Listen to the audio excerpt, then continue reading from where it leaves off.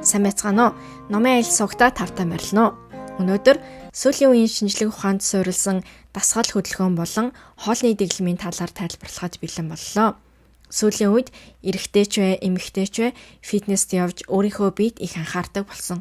Эмэгтэйчүүд бол өөртөө тохиромжтой биеийн галбартай байхыг хүсдэг. Эрэгтэйчүүдийн хувьд булчингаа илүү хөгжүүлэхийг хүсдэг. Тэгвэл дасгал хийхдээ хэрхэн хэр хэмжээтэй хийхээ мэдэхгүй байгаа хүмүүст энэхүү видео маань сонирхолтой байх болов.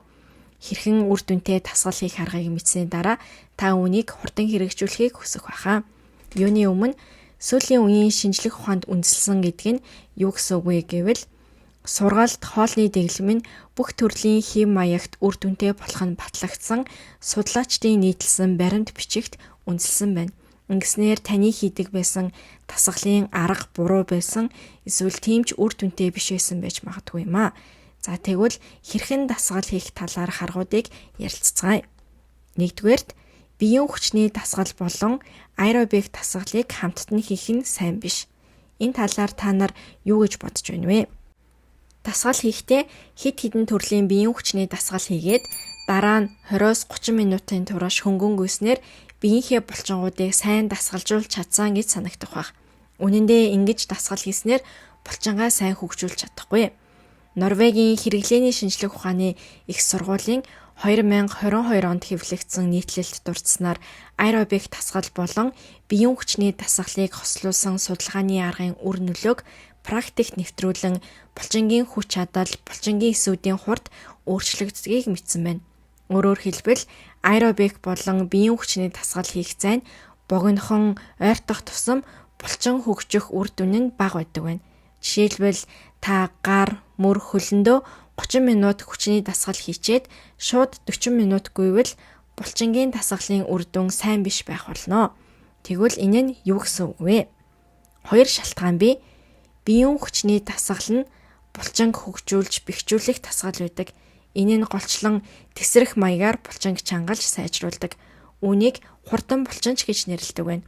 Яагаад гэвэл хүнд гантил юм уу, хүнд жинтэй юм өргөснөөр тухайн үед шууд булчинд ачаалал өгөөд булчингаа хөгжүүлж чадна. Харин аэробик дасгал нь удаан булчин гэж нэрлэгддэг. Яагаад гэвэл 30 минут юм уу 1 цагийн турш гүйж байж булчингаа хөгжүүлдэг. Энэ дасгал нь тэсвэр төвчээрийг сайжруулахад голчлон үр нөлөөтэй байдаг байна. Хүний бие нь булчингаар бэхлэгддэг бөгөөд үндсэндээ хоёр төрлийн булчингууд нь өөр зорилготой үр нөлөөтэй байдаг. Сургалтын аргууд нь өөр байдаг тул хэрэв та үүнийг нэгтгэвэл булчинтай нь сайн хөгжихгүй. За өөр нэг шалтгаан нь аэробик дасгал нь булчинг задлах нөлөөтэй кортизол хэмээх стрессийн даавар илгаруулдаг. Тиймээс булчингийн эсүүдийн томрох нөлөө сулардаг байна. Тэгэхээр та энэ хоёр булчинг сурахын тулд юу хийж болох вэ? Хамгийн гол нь аэробик дасгал болон биеийн хүчний дасгалыг зайтай хийх хэрэгтэй. Боломжтой бол дор хаяж 3 цагийн зайтай байх ёстой. Жишээлбэл өглөөгүйгээд ажлынхаа дараа биеийн хүчний дасгал хийж болно. Аэробик дасгал нь булчинг задалдаг, даавар илгаруулдаг тул булчингаа барихыг хүсэж байгаа бол эхлээд биеийн хүчний дасгал хийгээд дараа нь аэробик дасгал хийсэн нь дээр мөн 20-30 минут аэробик дасгал хийснээр өөх шатаах үйлчлэгээтэй бас уушиг болон зүрх судасны үйл ажиллагааг сайжруулж өгдөг байна. За тэгвэл хоёр дахь аргын тухай бодцгоё. Хэд хоног, хэдэн 7 хоногийн турш булчингаа хөгжүүлэх дасгал хийхгүй бол булчин суларна гэж боддог. Та нарт бас ингэж санагддаг байх. 2-7 хоног, 3-7 хоног жим, фитнест яваад булчингаа сайн хөгжүүлж чадсан ч дараа нь завгүй болоод тийм ч фитнест явж чадахгүй болсон. Тэгээд булчин тань аажмаар баг болж байгаа юм шиг санагдаад фитнест бүр явхаа болсон уу? Үнэн дээр бид булчингаа тийм ч хурдан алддаггүй. 2020 онд Америк нэгдсэн улсын Билорийн их сургуульд хэвлэгдсэн нийтлэлд бичснээр бид дасгал хийхгүй хэдэн 7 хоног болсон ч булчингаа алддаггүй байна. 20 хүний дунд 2-7 хоног дасгал хийхгүй амарх нь булчингийн массад хэрхэн нөлөөлж байгааг судалсан. Үр дүнд нь 4-7 хоногийн турш бэлтгэл хийгээд дараа нь 2-7 хоног бэлтгэлээ зогсоосны дараач булчингийн масс буураагүй болохыг харуулсан байна. Энэ нь та богино завсарлага авсан ч таны биед шууд нөлөө үзүүлэхгүй бөгөөд дасгал хоорондын зайг хэтрүүлэхгүйгээр өөрийн хэмнэлээр хийх бэлтгэл үр дүнтэй хэвээр байдгийг харуулж байна. За 3 дахь нь бидний булчин баялаг байдаг.